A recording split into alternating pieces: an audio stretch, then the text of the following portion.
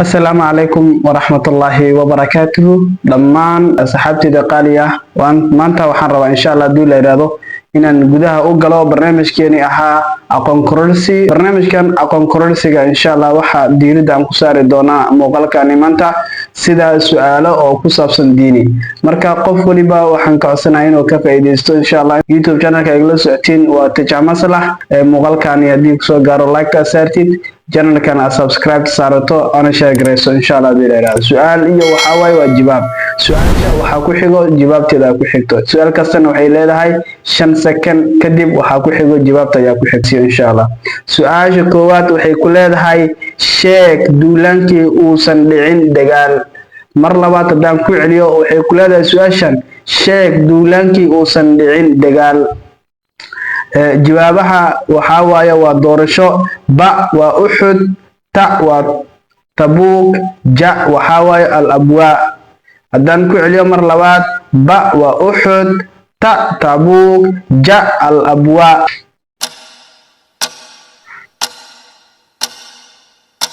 okay jawaabta haddaan ka bixiyo waa tabuk oo ah ta tabuk sheeg duulankii uusan dhicin dagaal hadii lagu dhaho jawaabteeda waxay noqonaysaa dagaalkii ama duulaankii tabuk su'aasha labaad waxay ku leedahay ahadun ahad wuxuu ahaa halku dhigi duulaankii mar labaad hadaan ku celiyo ahaduna ahad wuxuu ahaa duulaankii halku dhigi duulaankii dash okay jawaabaha hadaan u galo ba waxay ku leedahay uxud ta waxay ku leedahay badar anja waxay ku leedahay tabuk ba waxay ku leedahay uxud ta waxay ku leedahay badar ja waxay ku leedahay tabuk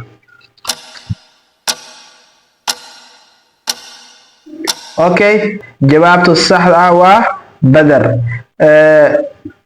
oo ah ta su'aasha saddexaad waxay ku leedahay sheeg in adeerkii Khadija bint Khuwaylid sheeg in adeerkii Khadija bint Khuwaylid okay jawaabaha waxay ku leeyihiin ba jabal ta sufyaan ja waraqa mar labaad hadaan ku celiyo ba jabal ta sufyaan ja waraqa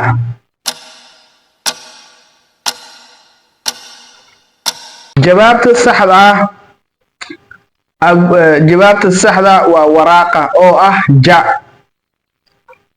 afar su'aasha afraad waxay leedahay sheeg ninkii ay soo dirsadeen reer Quraysh kadib markii ay buriyeen heshiiskii Hudaybiya mar labaad hadaan ku celiyo sheeg ninkii ay soo dirsadeen reer Quraysh kadib markii ay buriyeen heshiiskii Hudaybiya jawaabaha waxaa ka mid ah ba oo ah Abu Sufyaan ta oo ah Abu Jandal iyo ja oo ah Rufayca haddaan ku celiyo jawaabaha ba Abu Sufyaan ta Abu Jandal ja Rufayca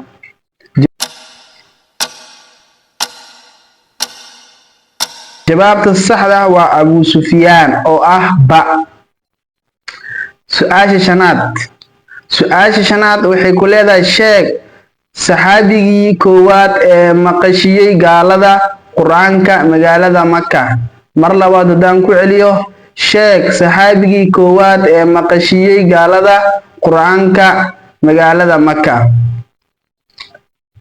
ba Abdullah bin Mas'ud ta Abdullah bin Umar ja Abdullah bin Mas'ud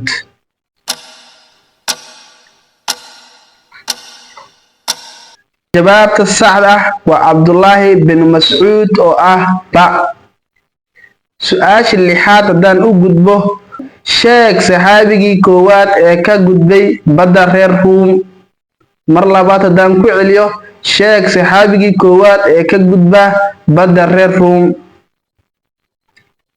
jawaabaha waxaa ka mid ah ba Umar radiyallahu anhu ta Talha radiyallahu anhu ja Muawiya radiyallahu anhu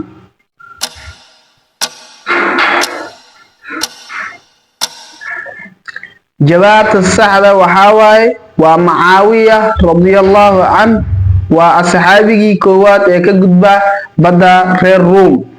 اوكي سؤال تضباط دان اسي غدبو لهي شيخ صحابي لغو مغعابو سيد القرآن. شيخ صحابي لغو مغعابو سيد القرآن. با مصعب بن عمير. تا عبد الله بن مسعود. جاء أبي بن كعب. مر لبد دان كعلو جبابها. با مصعب بن عمير. تا عبد الله بن مسعود. جاء عبيد بن كعب.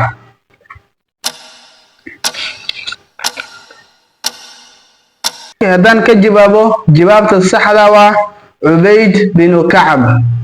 اوكي سؤال سديدات وحي كل هذا سدة شيخ صحابي ugu geerida dambeeyay asxaabta. mar labaad daan ku celiyo sheeg saxaabigii ugu geerida dambeeyay asxaabta. jawaabaha waxaa ka mid ah ba Abu Hurayra. ta Anas bin Malik.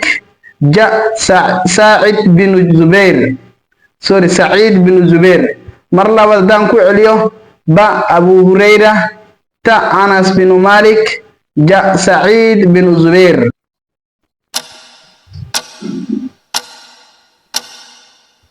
jawaabta saxda ah Anas bin Malik oo ah ta wuxuu ahaa saxaabigii ugu geerida dambeeyay ee asxaabta. su'aasha shaqaalaad hadaa u gudbo waxay ku leedahay gabadhii koowaad ee diinta islaamka darteeda loo dilay magaceedu waa.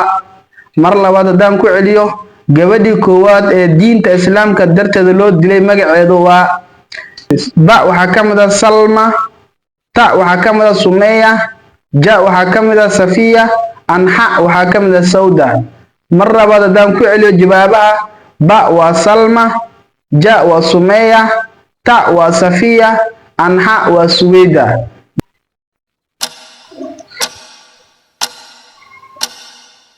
jawaabta saxda waa Sumeya. Sumeya waa gabadhii koowaad ee diinta islaamka darteeda loo dilay. su'aasha tobanaad oo ah su'aasha ugu dambayso barnaamijkeena aqoon kororsi ama weydii su'aalaha Abu Bakar, Umar, Uthman iyo Ali waa. mar labaad hadaan ku celiyo Abu Bakar, Umar, Uthman iyo Ali waa. jawaabaha waxaa ka mid ah ba waxaa ka mid ah askar. ta ansaar. ja khulafaa ur-raashidiin. anha nebiyaal. mar labaad hadaan ku celiyo ba waa askar. ta waa ansaar. ja khulafaa ur-raashidiin. anha nebiyaal.